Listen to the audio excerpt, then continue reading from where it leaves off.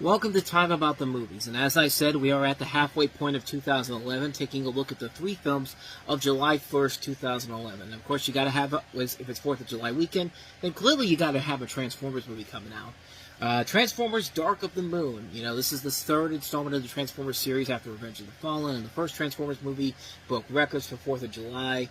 And kind of like with the first Transformers movie, it seemed like this one was trying to get back on track. Starting with the fact that there were Tuesday night screenings for this movie before the film opened up, which I did go to see at 8 o'clock on a Tuesday night before the film came out, and that kind of led me to my enjoyment factor of the original movie overall, which I enjoyed the original film, mostly because I was one of the first people that got to see it, and seeing this one for the first time, it's definitely one where that kind of played into my overall expectations at first, but hasn't held up in the time since. Not exactly, but that doesn't make it a bad film either. At least to me. But when the war on Cybertron between the Autobots and Decepticons appears lost to the Autobots and their leader Sentinel Prime, voiced by Leonard Nimoy, attempts to launch the Ark from their planet containing technology that could have saved his kind. Attacked by Attacked by I cannot say this name for some reason. Attacked by Starscream. Why can't I say that name? Attacked by here I go again. Attacked by Starscream. Attacked by Attacked by Starscream. Jesus Christ. It crashes on Earth's moon in 1961. President John F. Kennedy makes his famous promise to the nation to put a man on the moon. The 1969 NASA moon landing. I'm having trouble speaking today for some reason. The 1969 NASA moon landing is actually an investigation of the wrecked spacecraft. As Sam Witwicky, played again by Shia LaBeouf, goes into adulthood, the Autobots are busy as they learn of a Cybertronian spacecraft on the moon, and must... I'm losing my train of thought during this, because I'm flabbergasted by the fact that I can say Cybertronian perfectly fine, but I can't say attacked by Starscream one time, or the 1969 NASA moon landing. Good lord. Back to the plot line here. On the moon, and must race against the Decepticons to find and learn its secrets, which could turn the tide into the apocalyptic final battle. Good lord. I have never, ever in my time doing this show had a hard time reading a synopsis like that, with words that I could easily understand. I don't know what the hell is going on with me right now, but we're done with that. Let's talk about the movie. And you know, I liked the first Transformers movie, but the sequel, yeah, I didn't like that one. But then again, that was mostly because it was one of those movies that was heavily affected by the writer's strike of 07 and 08. But this one does bring it back on track. I think it is up there with some of the best Transformers movies by Michael Bay. Not the best Transformers movies, because really the best Transformers movies are ones that Michael Bay stays clear the hell away from, like Bumblebee, Rise of the Beast, and Transformers 1. Like, those 3 films are the reason why you should not bring Michael Bay back, which sounds like they're sadly going to do. But then again, this is the new Paramount now, and apparently, if we have to all suffer, if they're going to suffer with the people that are behind this merger with Skydance, then we're all going to suffer together, apparently. But this movie does have its flaws, but they aren't as sporadic as they were in the last 2 films. Let's get the good things out of the way. The best thing I like about this is that I thought the 3D and the special effects overall worked pretty well. They weren't as clunky as they were in Revenge of the Fallen. They were actually some of the best ones I had seen at that point since How to Train Your Dragon, and maybe since Avatar. They were that good of 3D effects in here. There is consistency in the movie that follows what was established in the cartoons of the 80s, and they don't use stupid jokes or ridiculous, pointless innuendo. They don't have a Prime being killed by someone who's not a Prime, and they don't have John Turturro being embarrassed once again, getting pissed on, or having him in his underwear. Like, they do manage to combine the moon landing and the storyline and make it seem plausible.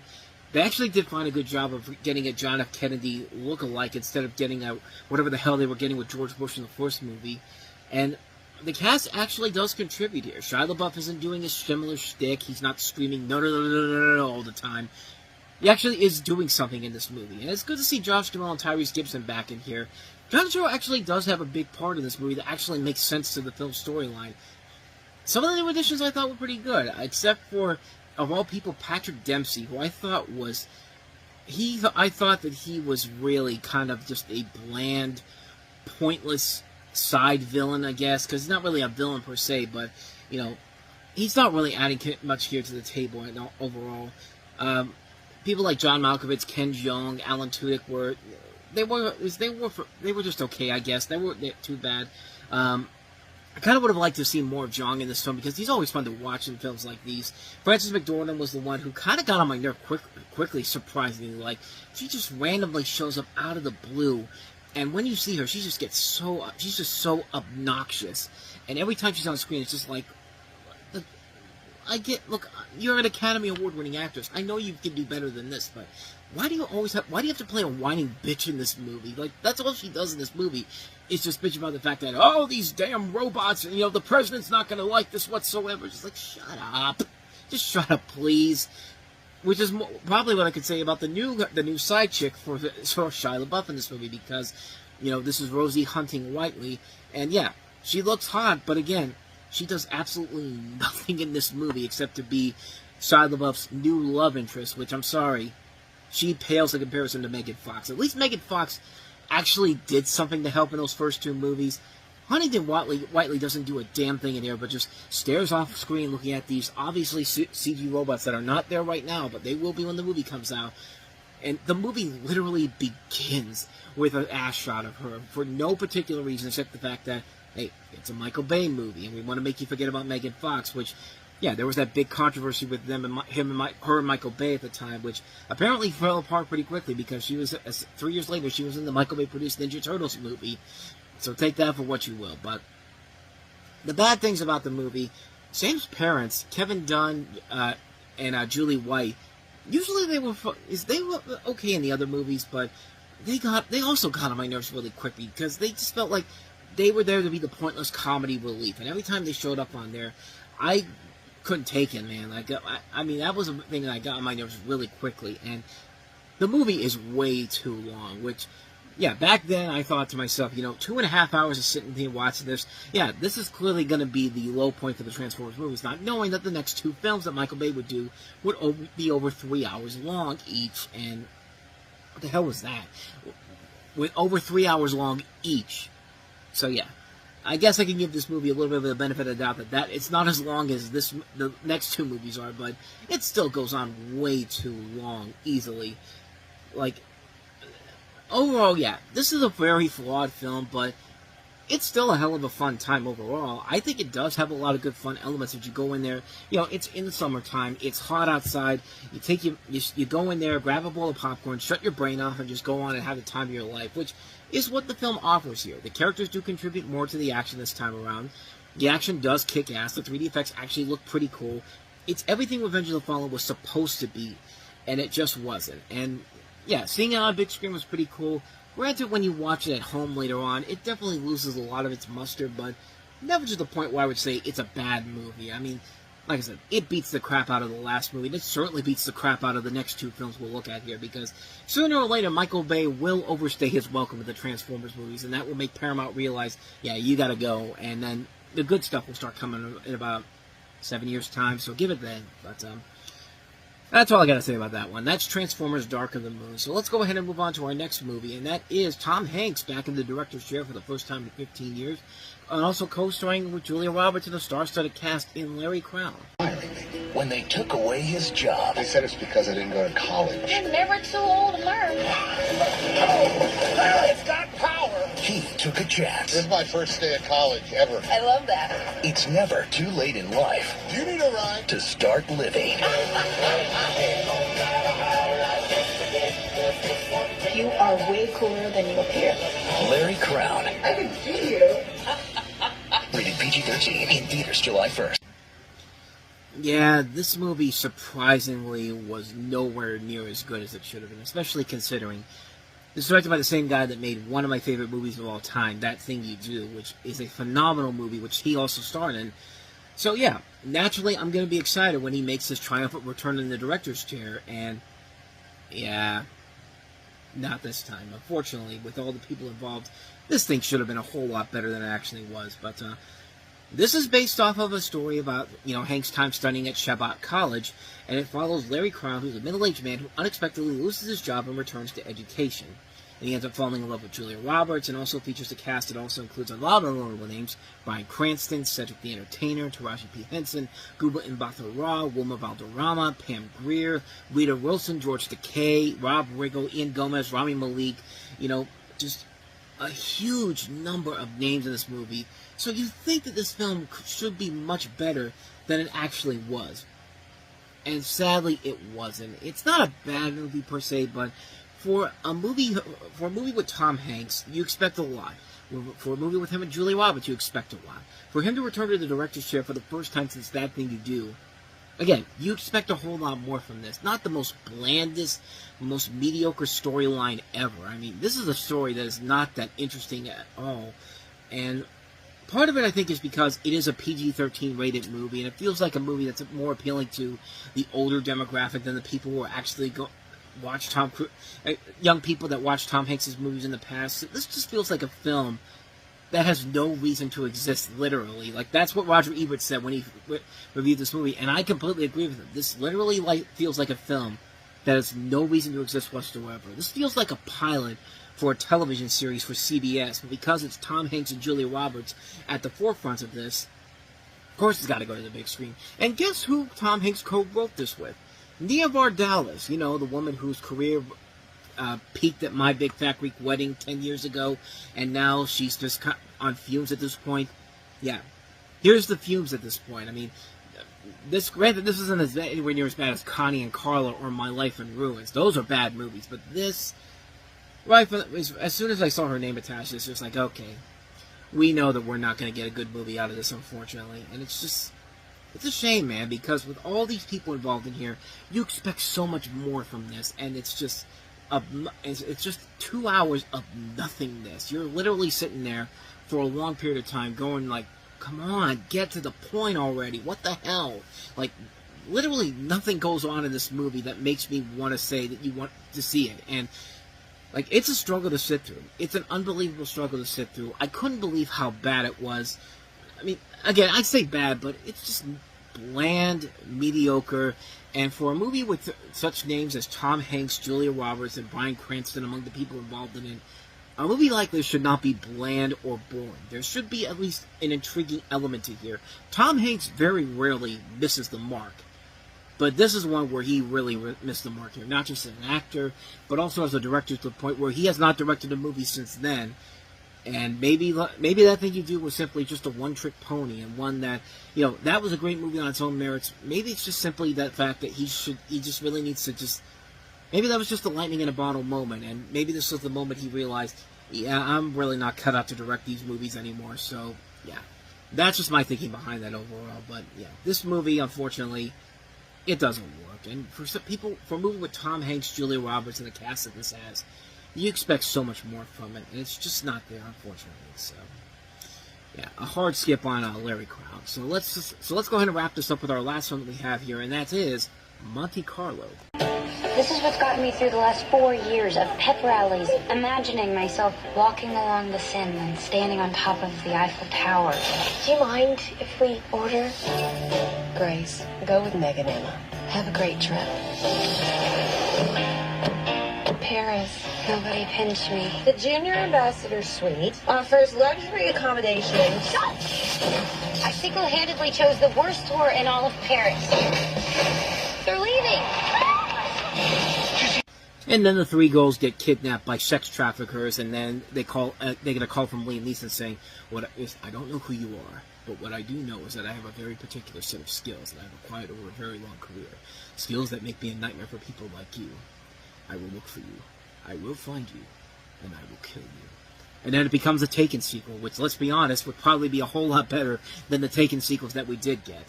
And okay, I'm kidding. That's not exactly what happens in this movie. They're not ripping off Taken. No. They're ripping off something that is more appropriate for a film in the same demographic. This is crazy. It's me, Cordelia. Mother's forcing me to go to some charity thing. You look just like her. Look this way. Like twins. Excuse me, Miss Scott. As you requested, 26-pound lobster. I shall take it in my room. Hi, Lizzie McGuire movie. It's literally the Lizzie McGuire movie all over again. I mean, it's literally the same plot as that movie, except now instead of just one person living the life of a famous British socialite, it's now 3 people living the life of a British socialite. And I'm not kidding around here. A young woman, played by Selena Gomez, her uptight stepsister, and her best friends, played by Leighton Meester and Katie Cassidy, used the savings from a long-anticipated dream trip to Paris, which turns out to be a big disappointment. When they decide to take a break from the lousy tour and duck into the lobby of a luxury hotel, one of them is mistaken for a spoiled British heiress who looks exactly like Selena Gomez, because it is her in a dual role. Before they get the chance to reveal their true identities, they are wrapped up in misadventures in Monte Carlo. So essentially, they take this British socialite's identity and essentially just say, you know, we're going to do this, and we don't give a shit if anybody ever finds out about it, because nobody will ever find out about it, because we live in movie world. And in movie world, we can do shit like this, and there will be no cops around and no consequences whatsoever. That is literally the plot of this entire movie. And, you know, it's funny I brought up Julia Roberts in the Larry Crown review, because guess which movie she was also up for? Yeah, this one here. Her and Nicole Kidman were originally the film's stars, and then the producers basically said, no, we're going to go ahead and film this with the younger cast. But Kidman retained herself as the producer on this, which probably means that she never had anything to do with the making of the movie, but she got probably a nice paycheck when the film came out, and maybe not, maybe, I don't know, because this thing was not the biggest hit overall, and really, it's not hard to see why, because, yeah, this thing is kind of lame, and like I said, it's a movie that's literally living in the world of fantasy, and not even a good fantasy overall. The Lizzie McGuire movie at least had fun with the identity of the fact that, you know, we have somebody that literally looks like the same person that we've come to know, and now we're going to have them swap lives. And, you know, that made for a much slightly more fun movie overall. I guess for the target audience, it's not the worst, and it is cool to see these 3 actresses overall working off each other, because they do work off each other very well. And like I said before, Leighton Meester has a much better movie here in 2011 than The Roommate was, so take that for what you will. But you also have a cast that includes Andie MacDowell, Catherine Tate, Brett Cullen, who else is in here? Luke Bracey in one of the few roles where I would say he's actually worth it. Corey Monteith, the late Corey Monteith from Glee.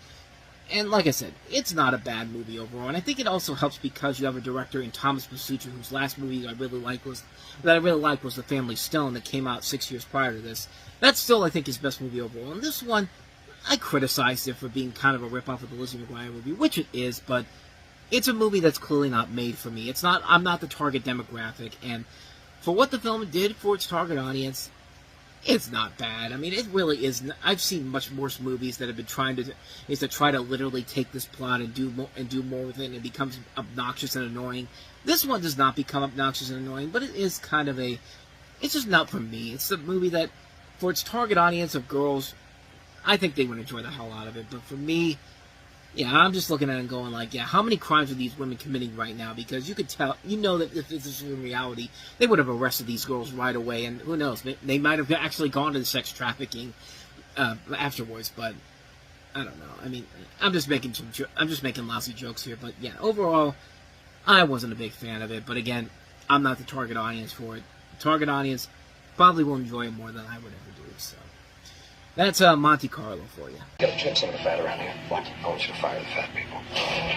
Let's have sex on top of her. Let's use her like a bed. That's crossing the line! I own you, little runt. Thank you. I guess we're just gonna be miserable for the rest of our lives. Why don't you kill each other's bosses? That's actually a good idea. Everybody free! I can't go to jail. Look at me. I'll get raped like crazy.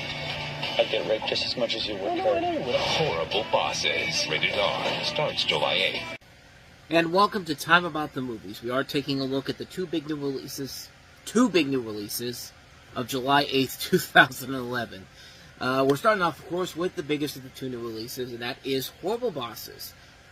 Premise, I think, is kind of simple. Jason Bateman, Charlie Day, and Jason Sudeikis are 3 best friends who decide to murder their respective overbearing, abusive bosses, Kevin Spacey, Jennifer Aniston, and Colin Farrell, who they believe are standing in the way of their happiness. And they get Jamie Foxx involved to help them out on this, and the rest is one of the funniest movies you will see in a while. I mean, I'm not even kidding. This is one of the best comedies of the 2010s, easily. This movie made me laugh so hard the first time I saw it. There are a lot of really good jokes in it, and the cast overall is excellent. You know, Jason Bateman, Charlie Day, Jason Sudeikis, of course they're all going to be good. And Charlie Day in particular really is the one who steals the show in general. I mean, he knocks this out of the park in this one. I mean, he's the one that comes out of this, you come out of this going like, you know, I like Charlie from It's Always Sunny in Philadelphia, but man, that guy has a lot of good comedic charm to him, and this movie is no exception. He delivers big time in this role, and he just makes it work so well in this performance that he gives. The bosses overall were really funny. Kevin Spacey, Jennifer Aniston, Colin Farrell, they're fun to watch. They are terrible, bad people that you do want to see get their revenge. And, you know, for somebody like Jennifer Aniston, she needed this badly after a lot of really bad movies to her name. I mean, she needed to come back big time. This was the beginning of kind of a little comeback a little bit that came out around this time when she did this, and then she followed it up with The Millers.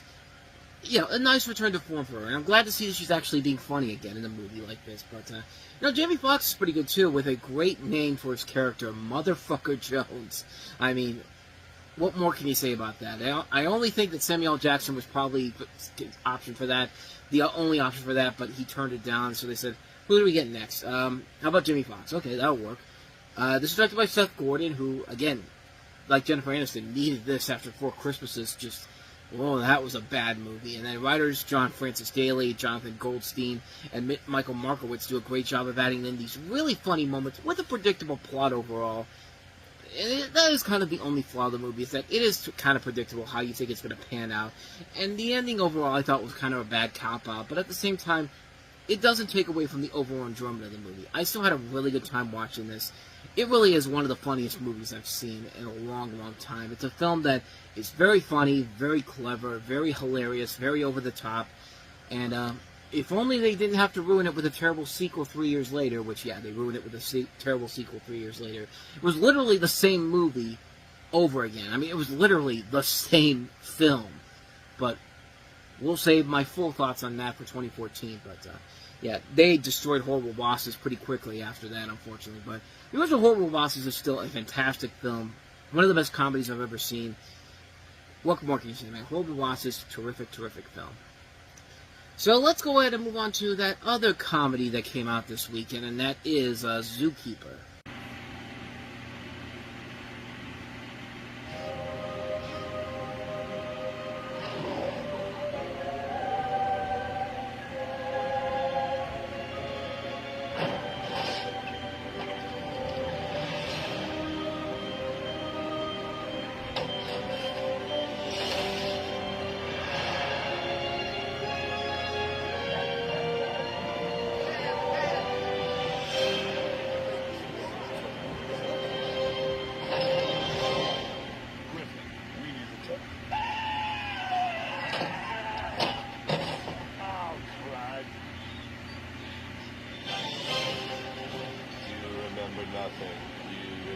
Nothing.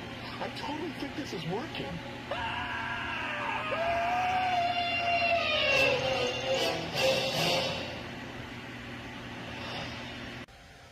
Oh, fuck you and your lazy, cheap attempts to make a Night at the Museum type of movie by having the whimsical music in there. It's like, oh, the magic is really in the zoo this time around instead of the museum. Fuck you. You made a shitty movie, and it's not even, you're not even trying to hide it here. Yeah, this is exactly what you think it is, folks.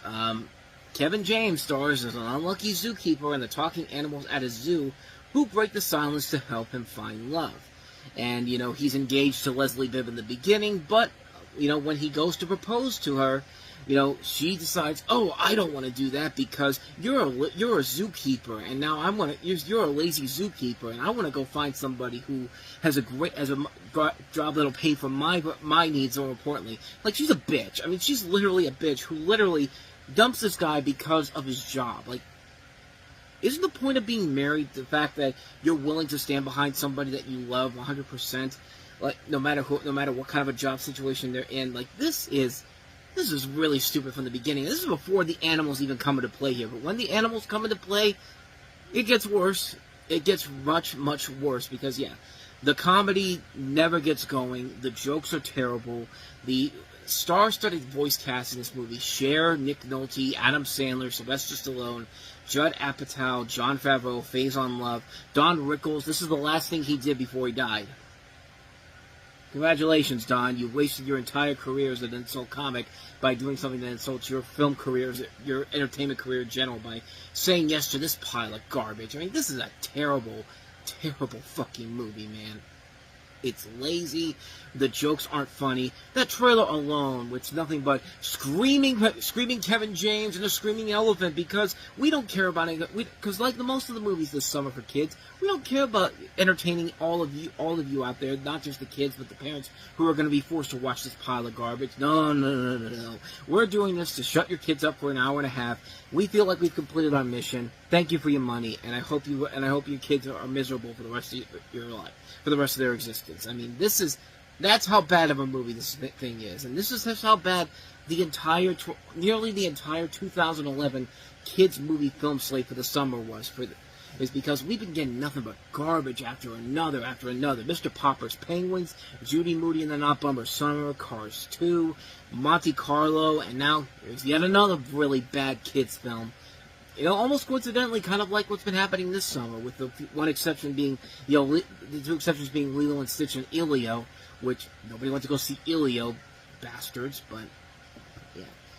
I hate this movie so much. I mean, this is just another bad movie to add to the list of really bad movies produced and starring Adam Sandler. And this isn't even the worst PG-rated Happy Madison movie, because guess what? Adam Sandler will tell Kevin James to hold my beer, as I'll do Jack and Jill at the end of the year. And oh god. Oh god, that one. I think you get the point here. Zookeeper. Terrible, terrible movie. What can you say?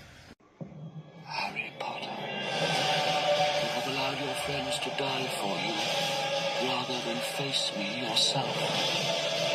Join me and confront your fate. Come on, Tom. Let's finish this the way we started. Together. This film is not yet rated in theaters and IMAX 3D.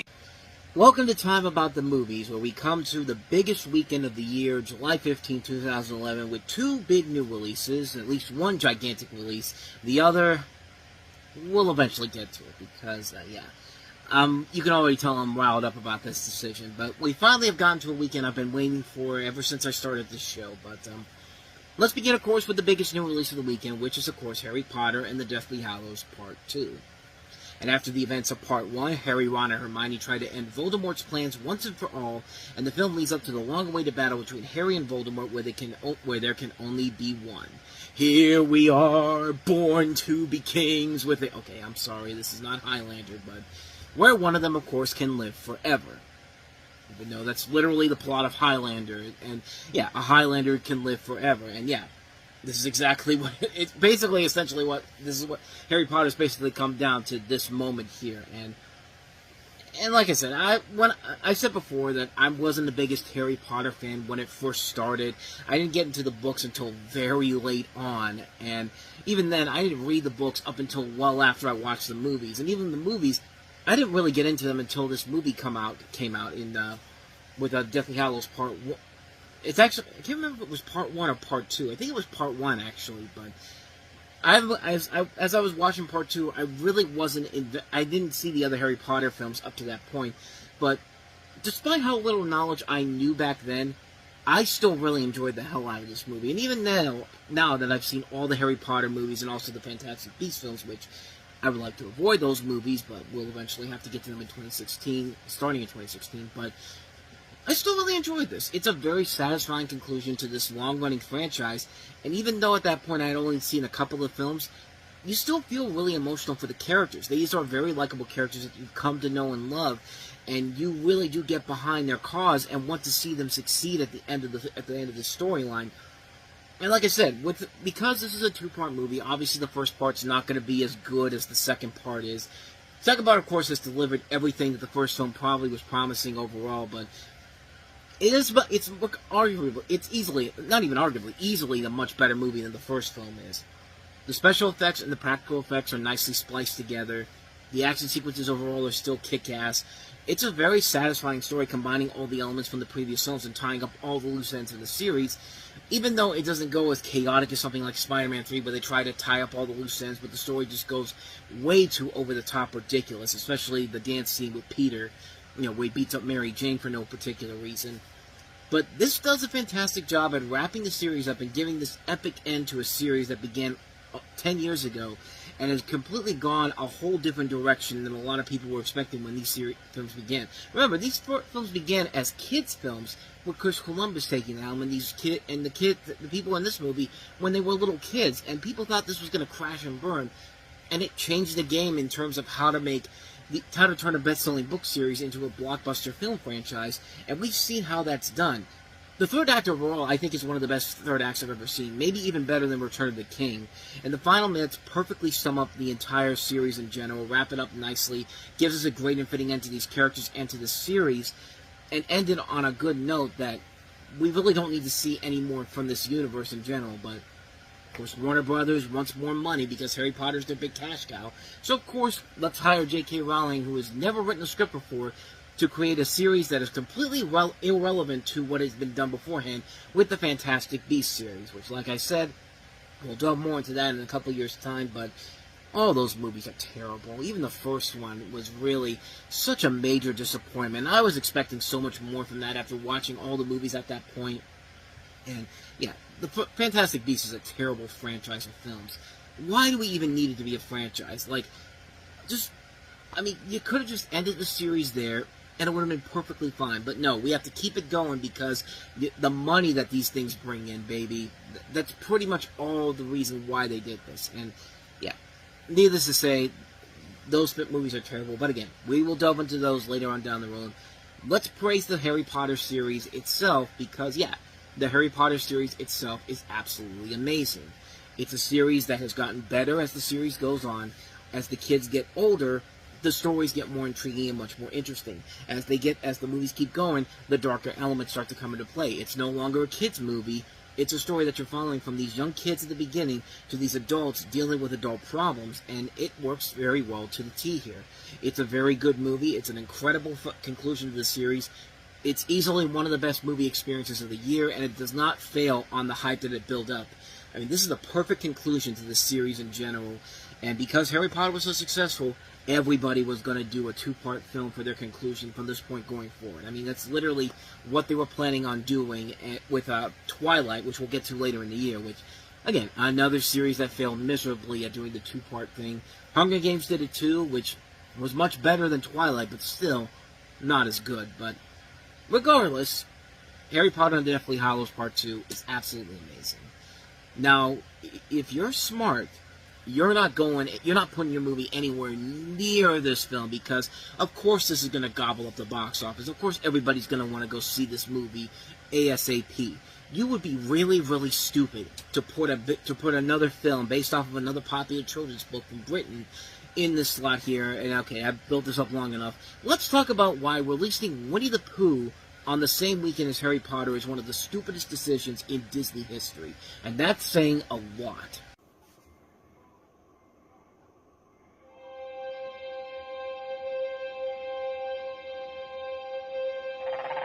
I can see you're going to be rather feisty today. I am known for my inspiring rhetoric.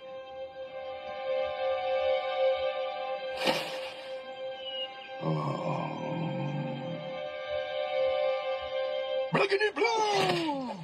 Woo-hoo-hoo! A simple hello would do. Thank you very much. There they are. Christopher Robin! We will have a contest to find a new tail for Eeyore.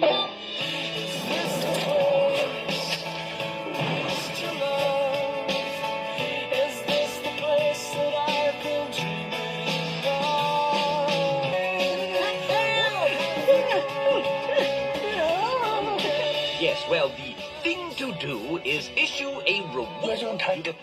I beg your pardon? You sneezed. No, I didn't. The word is issue, not at you. You must be catching a cold. I'll probably catch it too. I could borrow some honey. So Oh, just a taste. A small lick, I should think. Silly old bear. Somewhere only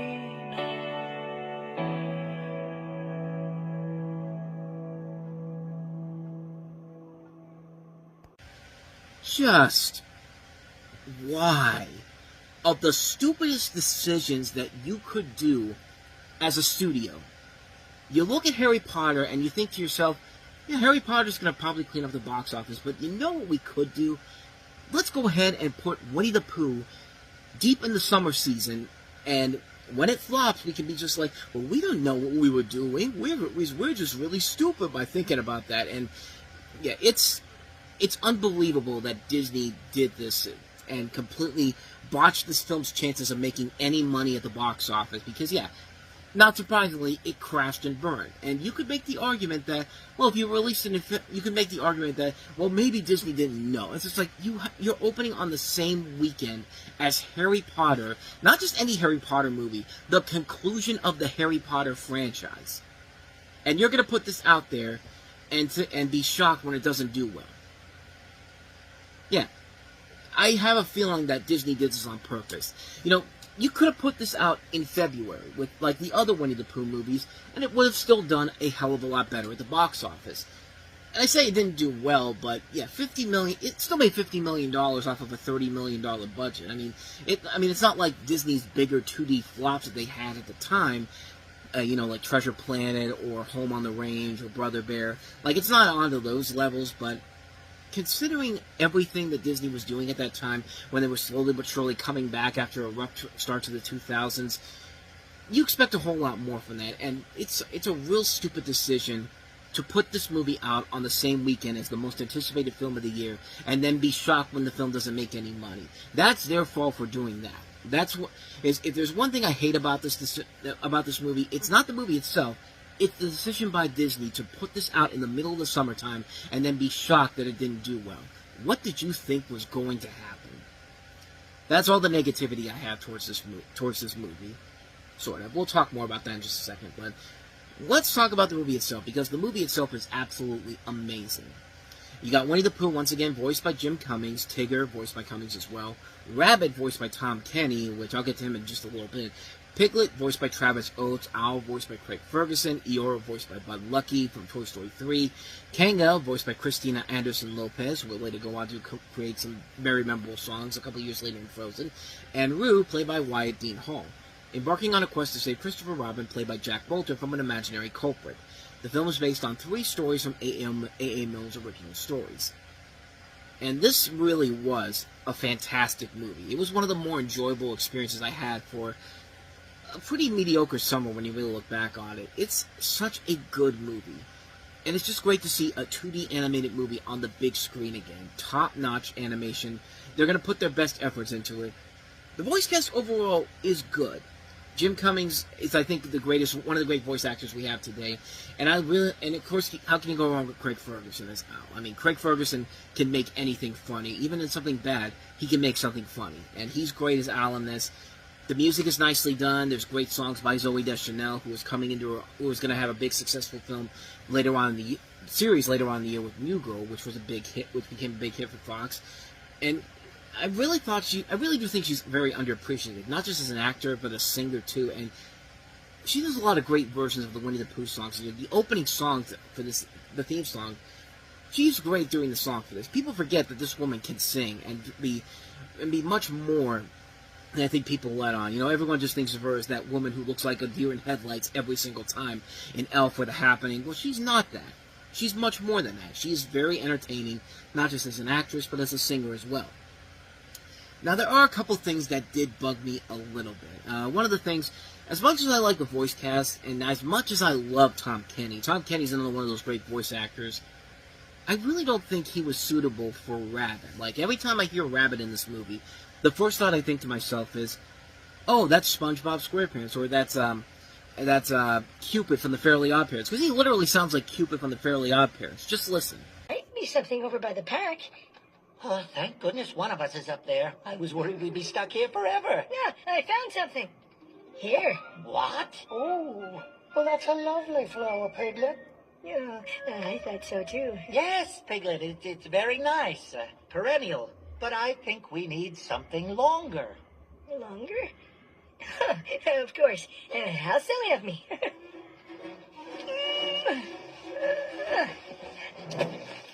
Oh, good thought, Piglet. But you can't possibly think that that's long enough. Oh, yes it is. Hal read this to me once, and it was certainly the longest thing I'd ever heard. Oh, that's true, Rabbit. It lags a bit in the middle. Oh, of all things, why didn't we think to bring a rope? Oh, well, there is this rope.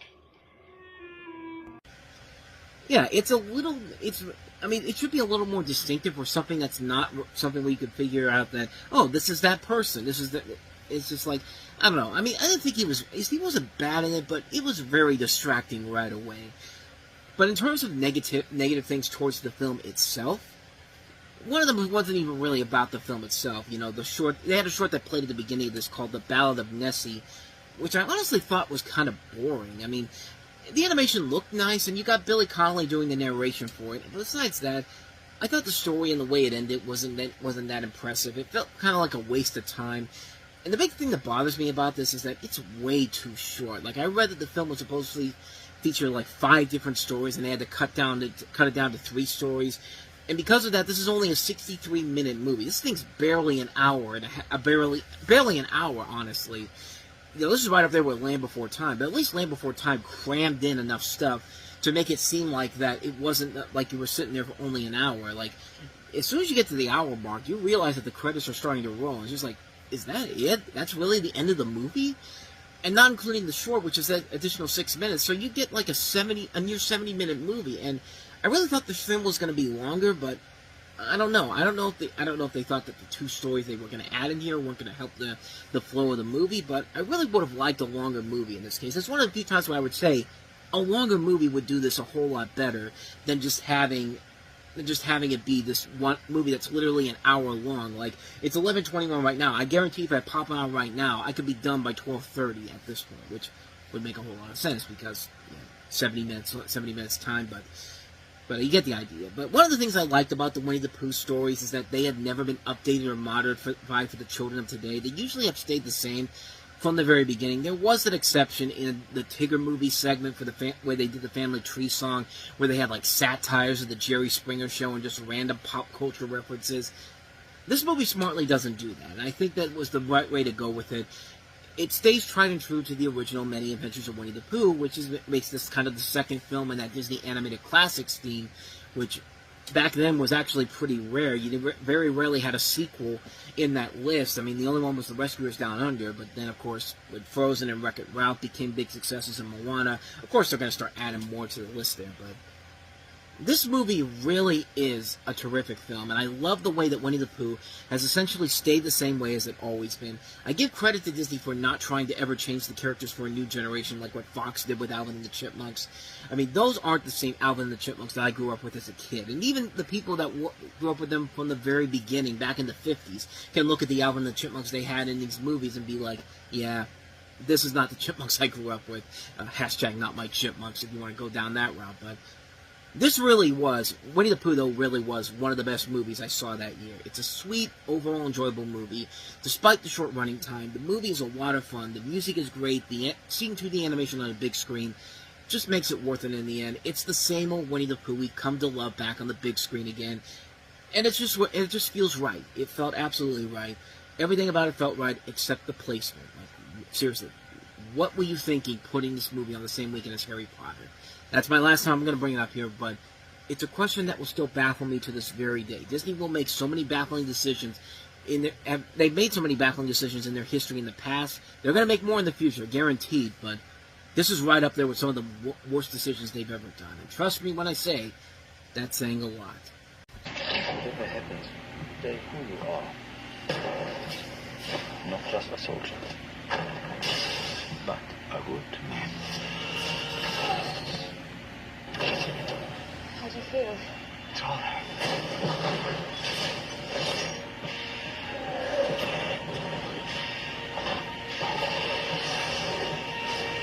What do you think? I think it was. And welcome to Time About the Movies. Today we are taking a look at the 3 films that make up July 22nd, 2011. And of course, the biggest one to start off with is Captain America: The First Avenger. Now, this is one of the first Marvel Studios projects that was originally in production. Began production all the way back in 1997. It was supposed to be released by Artisan Entertainment, aka what Lionsgate used to be back in the day. However, there was a lawsuit that wasn't settled until 6 years after that project got first announced. And so then in 2005, Marvel Studios decided to put the money up for themselves, and then eventually got released to Paramount Pictures, and essentially, after Iron Man and Thor, of course, this is where we eventually ever found ourselves in the penultimate film before we get to the Avengers the following summer. So is it worth the hype after all this time? Well, let's take a look. A young man, played by Steve Rogers, played by Chris Evans, is given the chance to be the first super soldier when he is given a serum that turns him from his pint-sized self before into a super soldier. In order to stop the Red Skull, played by Hugo Weaving, Rogers, now a super soldier under the name Captain America, teams up with a group of soldiers to take out the Red Skull and his evil plans. You also have Stanley Tucci, Haley Atwell, Tommy Lee Jones, Derek Luke, Sebastian Stan, Neil McDonough, and Toby Jones among the stars of the film. And right off the top of the whole thing, this is easily the best superhero movie of the summer. It beats out Green Lantern, it beats out X-Men First Class, and it beats out Thor. And you can see why right from the get-go. Chris Evans is perfectly casted as this title hero. He's been waiting for a long time to get that chance to shine in a big leading role. You know, he's been in stuff like Not Another Teen Movie. He's been in, what was the other one? Cellular. He was in London. He's been in these little movies that range from somewhat successful to not as successful as he would have it later on down the road. But this is definitely his first film where he gets a real chance to shine in here. And he really is the centerpiece of this movie. When you watch him on screen, you can tell that this guy is 100% game on what he's doing, and he just knocks it out of the park right from the get-go. You got Hugo Weaving, who plays a great Red Skull in here. Of course, Hugo Weaving worked with Joe Johnston, director of this, The Wolfman, the year before, and he was pretty good in that movie overall. And The Wolfman wasn't a great film overall, but let's just say it's certainly better than what we got this past year with 2025's The Wolfman. But going back to Joe Johnston, I mean, he does a fantastic job creating a period piece style movie that, besides the ending, could have easily been released in the 1940s. And I also like the way that he managed to create elements from the previous movies that had come out, Thor and Iron Man.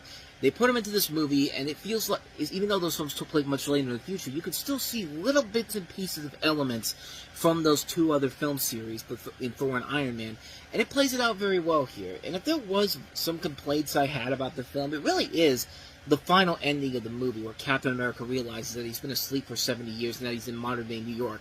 Not that it's a bad scene by any means necessary, but it's a relatively short scene. I mean, it's literally like 2-3 minutes. It's like 3 to 5 minutes long, and it feels like it's about 2. I think I need to double check this. Yeah, it's about 3 minutes long, and they haven't set this up as they have it kind of set up as like a mid-credit sequence that we would have today. But no, it's the last bit of the movie. And I don't know, I kind of feel like we needed a little bit of a longer version of that scene. Like, it just feels like they kind of rushed it out at first, but regardless, I still think that's a terrific scene. It's a great way that's represented of, you know, the way that the tone changes. Like, you know, at first he thinks he's back in a hospital in the 1940s, and then he realizes that something is off and just starts running out and realizes that he's in 2011 New York, where Nick Fury tells him, hey, you've been asleep for 70 years. And of course, Chris Evans is going to look at this new modernized world and be stunned by what he sees. And then and it ends on a really kind of downer of a note where, you know, Haley Atwell's character, Peggy Carter, finally is really getting to like Steve Rogers. They're about to go on this. They said they were going to have this date at some point, and then at the end, when he's in 2011, Nick Fury asked him, "Something wrong, sir?"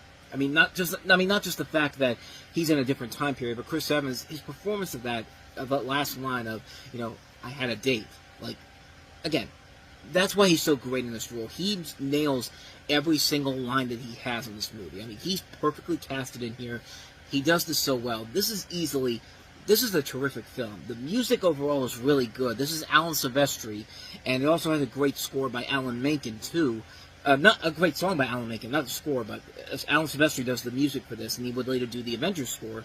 But, Alan Menken comes in and does this great song, this really catchy song when Captain America is doing the stage show, Star Spangled Man with a Plan. I mean, you could tell that he was putting his all into that, writing that, and it just works so well to a T. And yeah, the action sequences are very well done. The movie is just such a fun period piece movie.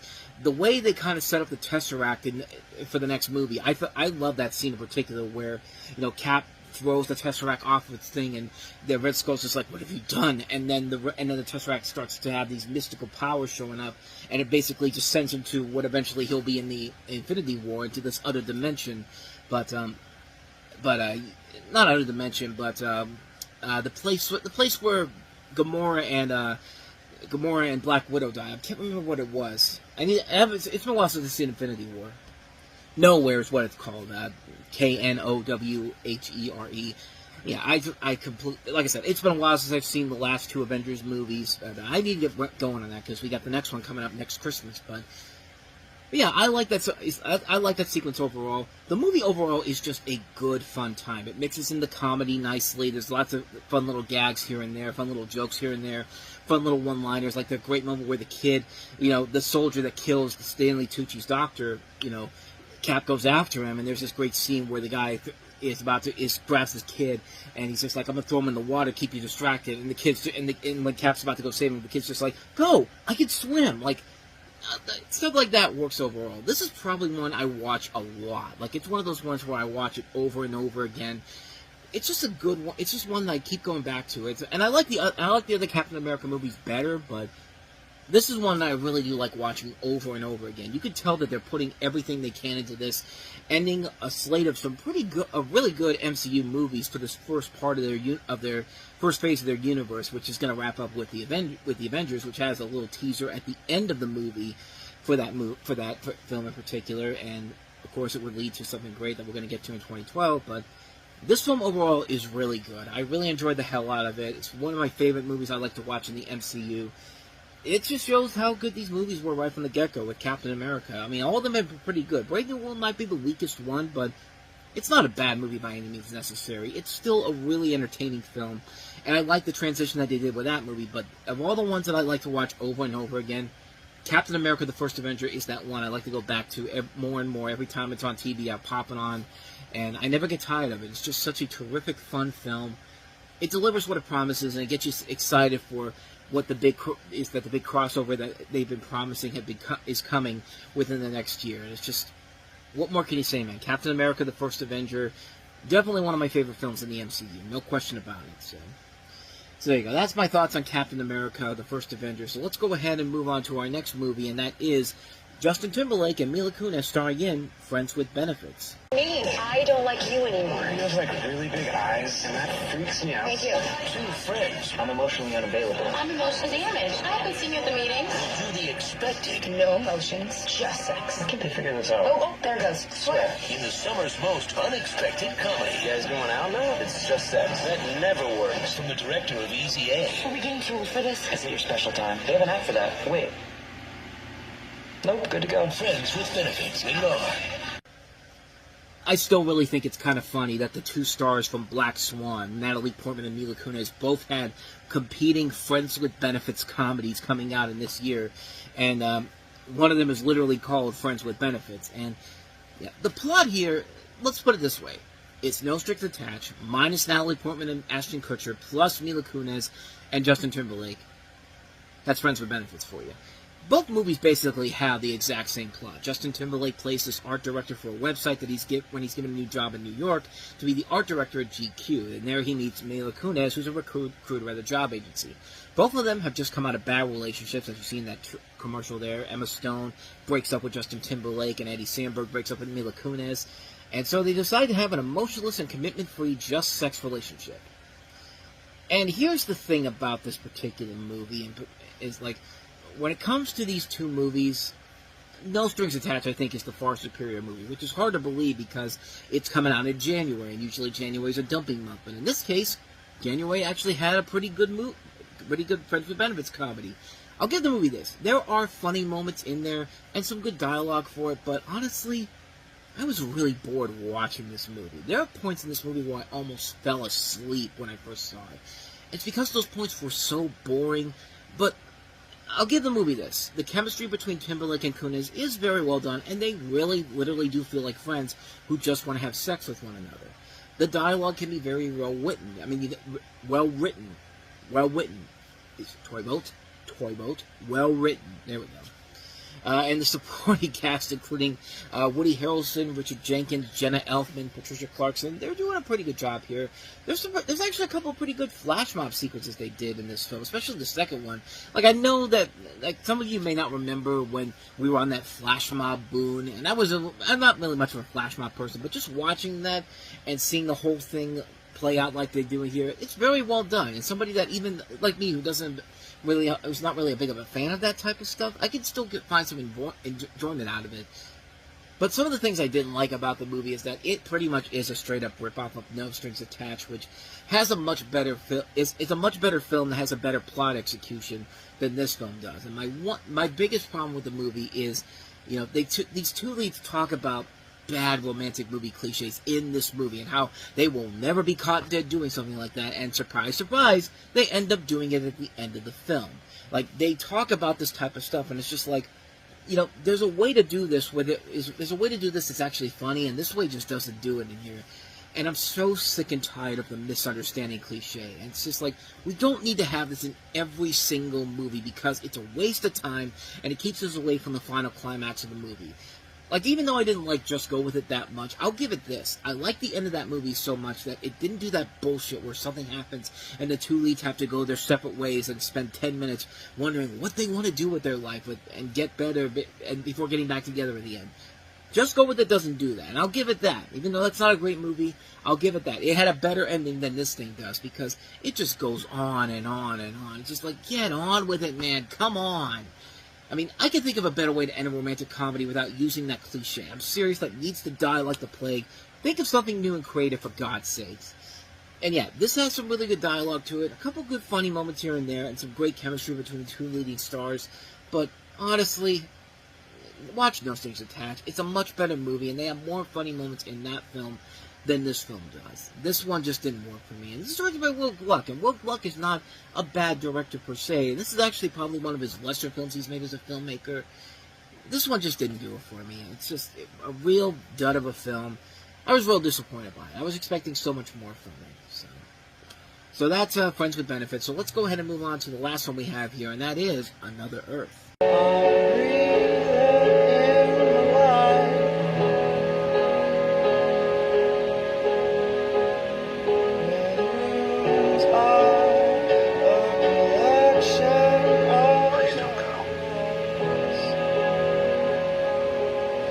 Out there. That's why I'm a girl.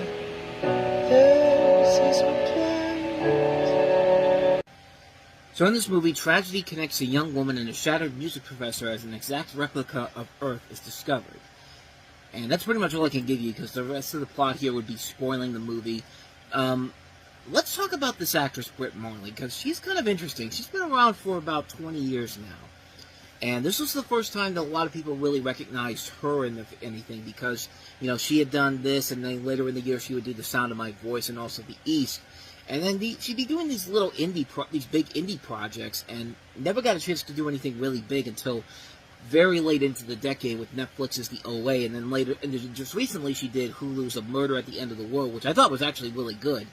I had never seen her movies before this point, and so I got a chance to check them out, and I gotta say, Another Earth actually is kind of a pretty underrated little gem of a movie. This is a film that is very well put together. Visually, it looks impressive for the little budget that it had. It only had a $100,000 budget for this, and director Mike Cahill does a pretty good job of putting this together and creating a visual-looking film that is very impressive to look at.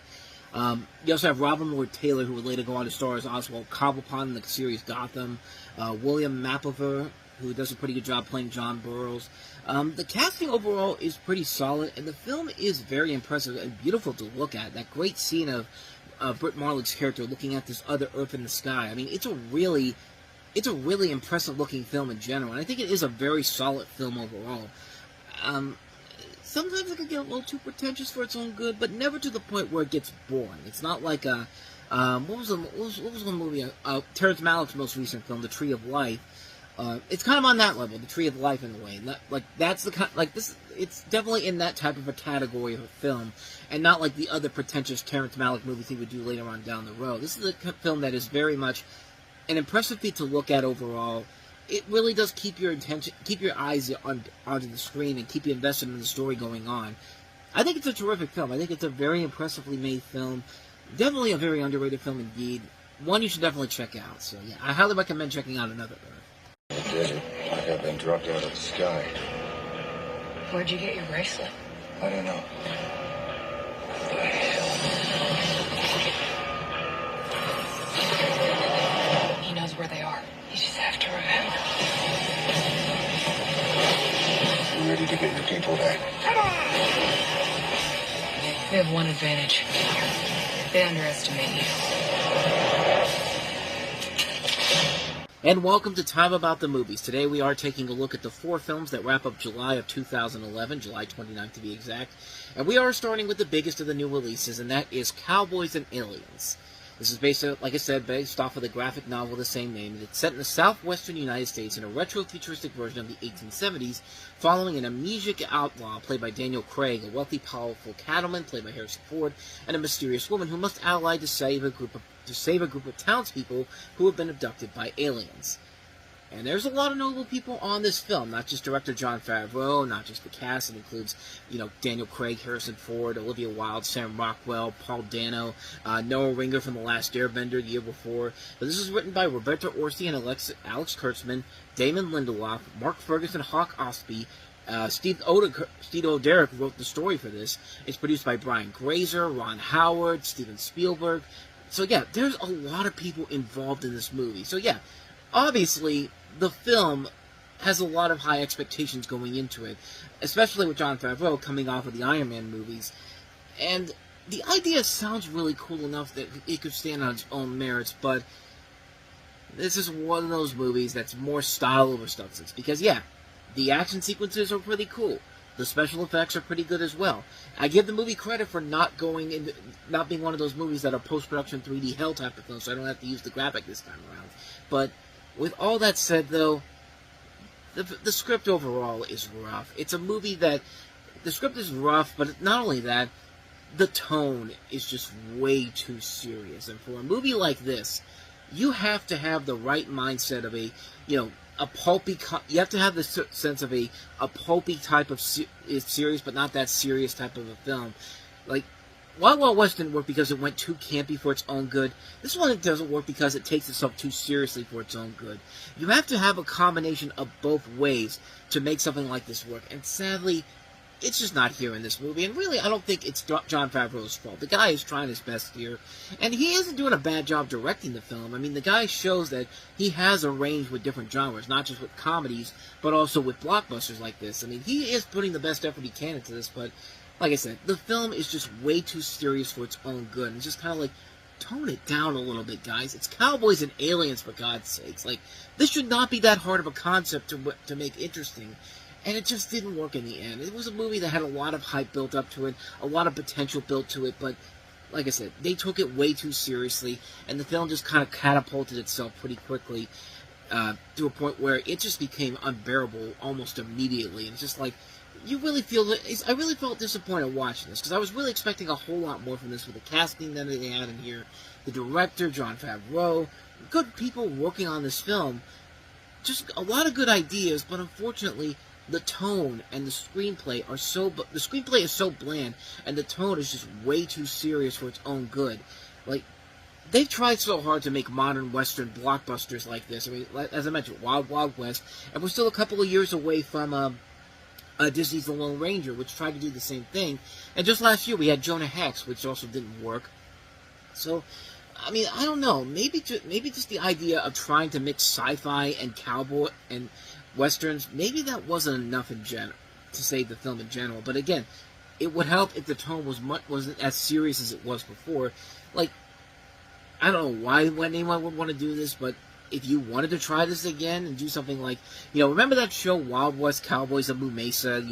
That show that had kind of that banger theme song. It was basically Teenage Mutant Ninja Turtles, except it was the Western. Like, if you did something like that in a live-action setting, maybe that could work if you had it in the right minds. But again, you gotta be able to play with it while also kind of being a mix of being comedy and little bit of dramatic elements to it. Like, do something like they did with the Michael Bay produced Ninja Turtles movies, which I actually did. I actually like those a lot more than people give them credit for. Like, do something like that, and you can have something fun with that in general. But this is what a film like this should have been much more silly, over the top fun. Like, this should have been something that should have been on the same levels as something like maybe Ninja Turtles in a way, where it takes itself it's both funny, but it can also take itself seriously. The combination has to be correctly there. They have to match together. But in this case, it just didn't work here. And it's just a lot of good effort from the people. A lot of good effort in terms of the people that they brought in to make this.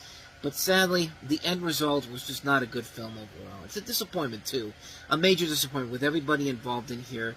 You expect so much more from it, and it just wasn't there. So, yeah, a hard skip, sadly, on Cowboys and Aliens. So with all that said, let's go ahead and move on to our next movie. And this one was easily the biggest hit of the newest releases. Even though Cowboys and Aliens opened higher, the Smurfs had, of course, the biggest tracking, the longer tracking, and ended up becoming the biggest hit that it was. And let's just take a look at the trailer, and you can kind of see why.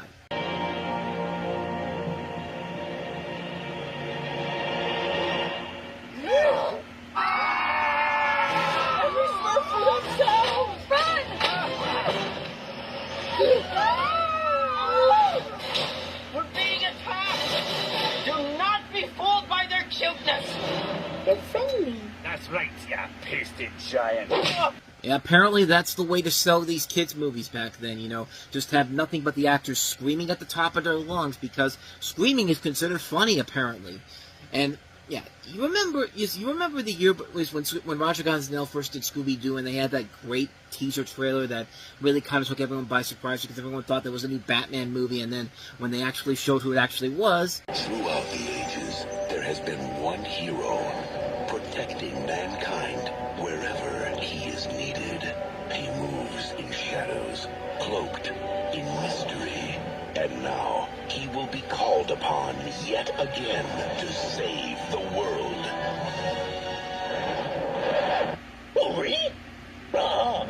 Scooby-Doo, rated PG, in theaters June 14th. Yeah, that was actually a pretty good way to sell the film.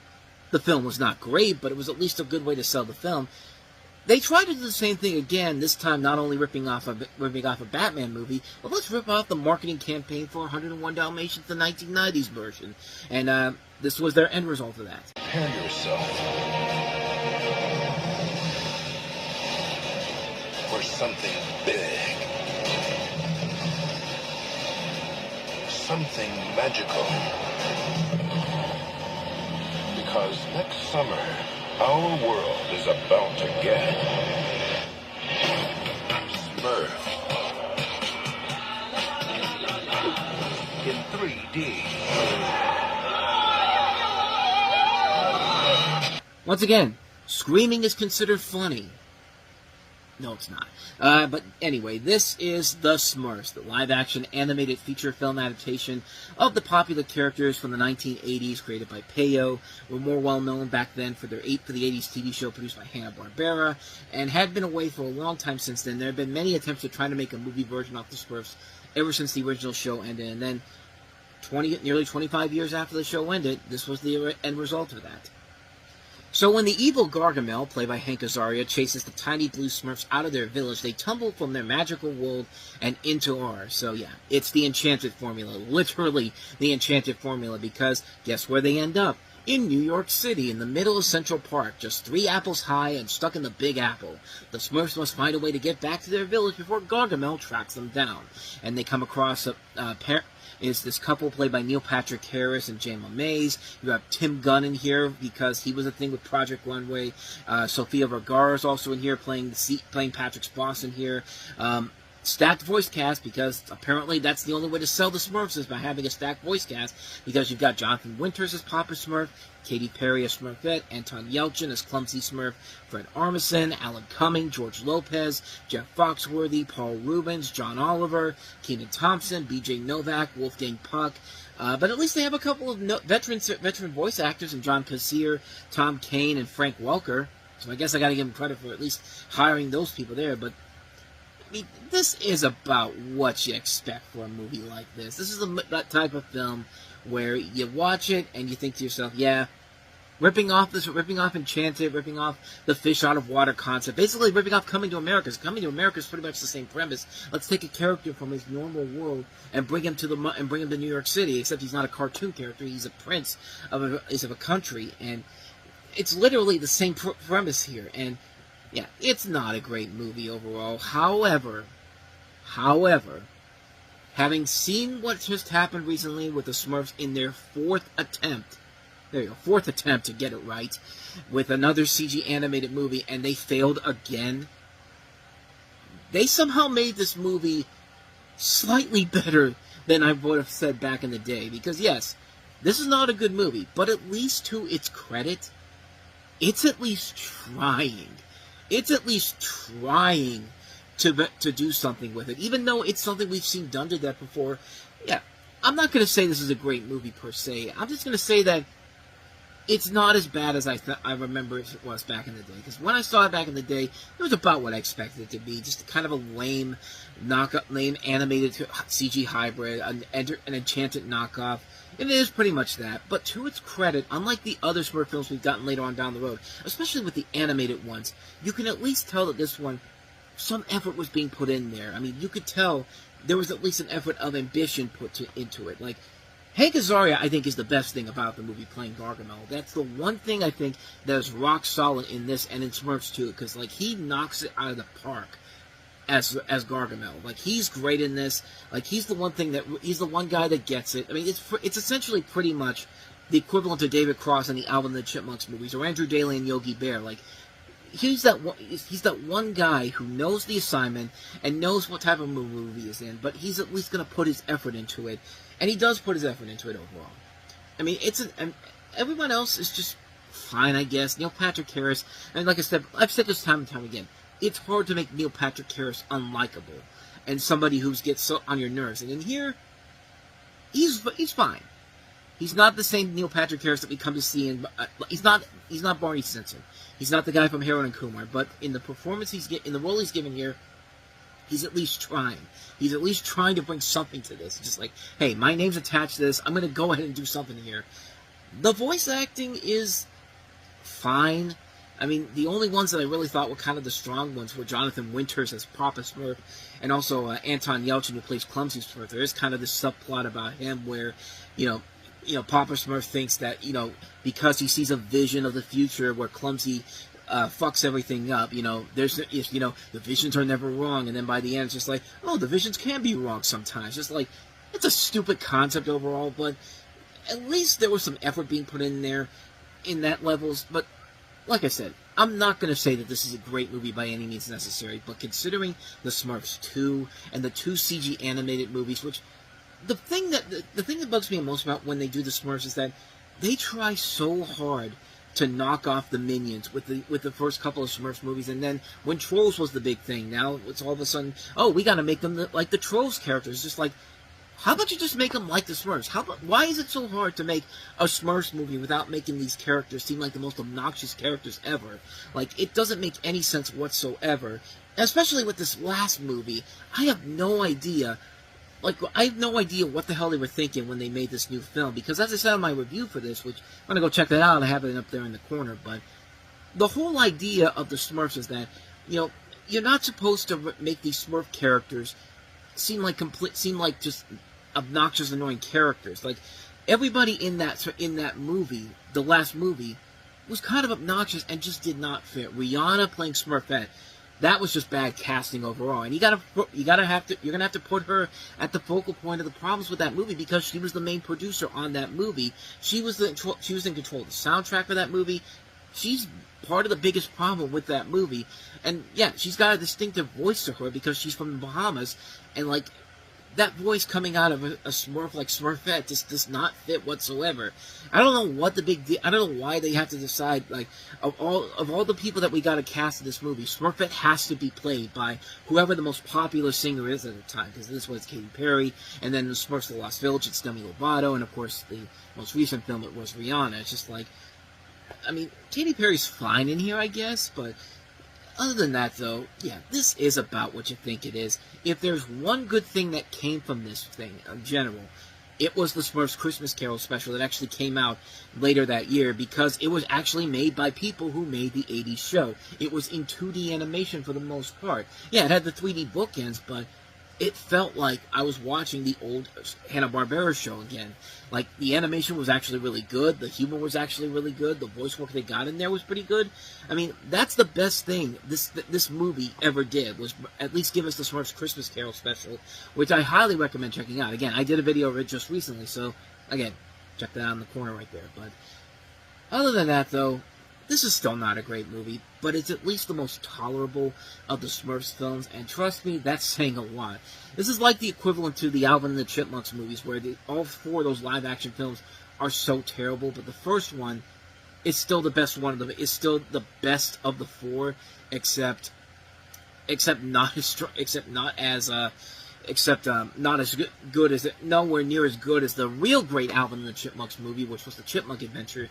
And in terms of the Smurfs and the Magic Flute, the animated movie they did back in the 80s, I don't think that one was that terrible, but at the same time, that was made, the way they did the dubbing for that, because they couldn't get the original Hanna-Barbera voice actors to do it, because it was separate companies who made that movie, because that movie originally came out in the 70s in Belgium. Yeah, because they don't have those same voices, it sadly just kind of takes away the enjoyment factor of that film. But if I have to pick the best animated version of that, it's probably the closest one, because of just the fact that, it's the one that at least looks like the Smurfs in general. But at least this one, like I said, I'll give a credit for trying to do something unique and different with, not even trying to do something unique and different with it, but at least attempting to try to come out with something enjoyable compared to the other Smurf films. I didn't even want to say unique or interesting in general, because there's nothing of that in here. But like I said, the only things that actually did kind of make it work were Hank Azaria as Gargamel, and sometimes the voice acting was okay. Neil Patrick Harris gets a couple of good moments here and there, but other than that, though, it is what you expect from a Roger Gosnell directed adaptation. So take that for what you will. I'm already, what am I up to, like 9 minutes now, telling you that, yeah, this isn't a great movie, but I will gladly take it over any of the more recent Smurf movies we've gotten. So, but then again, that's not really saying a whole lot. So we've had a couple of stinkers to start the week off here, so let's get to some really good stuff. And boy, this next one definitely is one of the highlights of the year, and that is Crazy Stupid Love. You gotta take control of your manhood, pal. Would you put on some clothes, please? Critics are going crazy for Crazy Stupid Love. Rolling Stone raves it's a comic knockout, sharply funny and touching. Easily one of the best films of the year. I'm very nervous. You're normal. It's flat out brilliant and funny as hell. What a great comedy should be. Do yourself a favor and see it. So can I buy you a drink, Kate? I'm 5 years sober. What can I get for you? Nothing. Please don't come back ever. Crazy Stupid Love. Rated PG-13. Starts Friday. This is a movie that I just fell in love with right from the get-go. And sadly, it's a movie that has kind of been pushed off to the side as of late the last couple of years. And it's a shocker, because this one actually was a big hit when it came out. It was well received by critics when it came out, but yeah, you barely ever hear people talk about this film in general. But in this film, you have a sad sack divorcee played by Steve Carell, who finds a second wind of life after meeting a handsome young ladies man who teaches him how to become a master of the modern dating scene. A devoted family man who marries his high school sweetheart, Cal had a great house and a stable job with his wife, played by Julianne Moore, left him to be with another man. When Emily announces that she's filing for divorce, Cal finds himself awkwardly thrust into the dating scene and begins drinking his night away at the local pub. Just when it seems like there's no hope for Cal, confirmed bachelor Jacob Palmer, played by Ryan Gosling, decides to add some much-needed excitement to the sulking new single father's life. Before long, Cal's rough edges have been all smoothed out. He's mastered the fine art of flirting and develops a distinctive sense of style that sets him apart from the pack. But just as Cal starts to turn heads, his adolescent son Robbie develops a big crush on his teenage babysitter, played by Annalee Tipton. Unfortunately for Robbie, Jessica only has eyes for Cal. Meanwhile, Cal can't help but feel like something substantial is missing from his life, and he decides that the only way to set things straight is by listening to his heart. This really was one of the more enjoyable movies, not just of that summer, but of the year in general, because, as I said before, the first half of the year was really rough, and I'm starting to realize we are starting to get to the really good stuff that came out in the second half of the year. So the second half of the year, not as bad as the first half of the year, but, I mean, what I liked about this movie a lot is that it did a really good job of showing the relationships of the main characters and how they all changed throughout the course of the film, up to the film's climax. Steve Carell does a very good job in here, having a lot of really good funny moments. There's a great moment early on where he and his wife are having an argument, and he just decides, they're in a car, and he just decides while she's talking, it's just like, fucking, I'm just going to open the door and just throw myself out of the car, and he's rolling out of the car. Like, stuff like that. That's real fun stuff. Ryan Gosling, it's a great year for Ryan Gosling in general because, you know, we got this coming up and then Drive's coming up in a couple of months from now and then The Ides of March. So so Ryan Gosling was coming into his owner at this time of the year. He was great in this movie. He works very well with Emma Stone, who plays the girl that he falls in love with here many years before they eventually reunite for La La Land. And they were also in Gangster Squad 2, if I'm not mistaken. Yes? Yes? Yes, they were together in Gangster Squad, and then they were more known for La La Land, which Emma Stone won the Oscar for. And it's a shame Ryan Gosling's never won an Oscar, man, because that guy has been so damn good ever since this movie came out. It's just like, give him an Oscar, man. I don't care what it's for, man. Just give him an Oscar for God's sakes. He's been in so many good movies, and this is one where he really knocks it out of the park. Nobody really talks about Annalee Tipton in here, who's doing a pretty good job in here. She was a former America's Next Top Model contestant. You know, she comes on here, and in her first main acting debut, she kind of knocks it out of the park in here. Certainly a lot better than Rosie Huntington-Whiteley did in Transformers Dark of the Moon early in the year. Julianne Moore's really good. Kevin Bacon is pretty good in here. So is Marissa Tomei. Yeah, they're all really good in here. A lot of the comedy is really well done, and I like the nice twist at the beginning of the third act, which brings all the main characters together, and I thought they did a pretty good job of cleverly putting that together, and just not just having all these couples just be random strangers out of nowhere. There is a connection between everybody, and I thought they did play it pretty well here. There are some things I didn't like about the film. This is one of those movies that uses those cliches I can't stand in movies. Two of the big ones, the dream sequence and the big misunderstanding. And it's just kind of like, why do we have to throw these in here? Like just don't do that, man. Just come on. Like, it's just, I'm getting so sick and tired of these cliches. It gets so ridiculous every time. And here's another one of these movies that almost gets ruined by it, but luckily, it doesn't ruin the ebb and flow of the film. It's just kind of an annoyance, honestly. There is another thing I really didn't like. The Robbie subplot, you know, trying to get the attention of Jessica. It's the second movie I saw this summer where a kid goes into stalker territory to get the attention of the girl that I hated. The first one was Bad Teacher. And I guess, really the reason why I don't like it here is because this was back in high school. I mean, I never resulted to the level that Robbie does in this movie, and I really don't.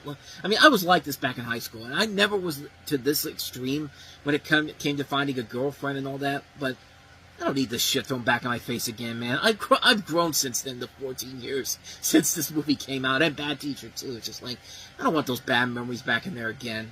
But that's just me personal. That's just a personal thing with me. But overall, Crazy Stupid Love is an overall really good movie. It's a lot of good performances, a lot of really good comedy moments in here, a lot of really good elements to it. The relationships are very good, a good pace overall. All the chemistries are nicely done.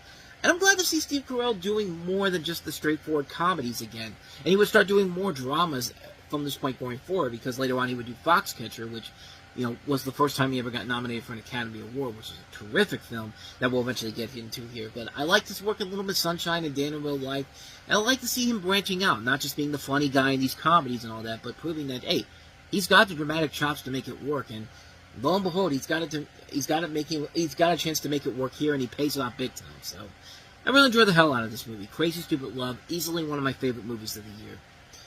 So with that said, let's go ahead and move on to our last movie that we have here, which was the big cult hit of the year, and that is Attack the Block. Check it.